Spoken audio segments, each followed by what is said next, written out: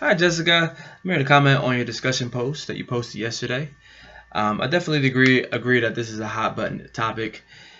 Gender neutralization to me was is brand new as a parent, um, but I never knew this was going on or this is being an effective parenting strategy. I can see the positive, negatives towards it, just like you. But there's so many variables in this topic that make it like a scale. I don't know which one to lean towards, so I'm really indifferent on the gender neutralization here. But you mentioned the parents, their heart is in the right place. They want the best for their children. They want the best opportunity for them. They want them to view the world um, not as society's view, but their own view. And I think that was awesome that you mentioned that.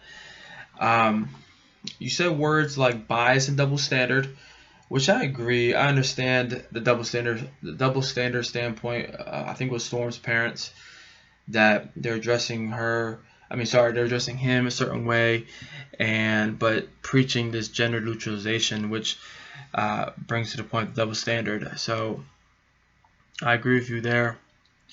I think I think you just did a great job in explaining the two articles, and then your questions. I'm in agreement with you that it is not possible. And I love how you mentioned that it was, if this continued, I don't know if Storm or Sasha's parents continued withholding the gender, but they're open to discrimination. You mentioned that in school, not knowing if they're a male, female, or boy, girl, and they're subject to bullying and teasing, and that can really hurt. A kid at especially a young age, and then growing up into adolescence and adulthood, it's going to affect them completely. Um, as far as if we're the same, we're not the same boys or girls, and I completely agree. You said it correctly. It is a biology and a psychology kind of difference. Biology wise, we're all developed the same. You're 100% correct on it. From the womb to the fetus to birth, and I love how you said that their age grade influences. I thought that was fantastic. The phases that we go through, even though we experience kind of different ways of doing it, they're very similar. And I like how you mentioned that. Um, and that's it. I mean, you also mentioned, I think for the first one, gender does come at a.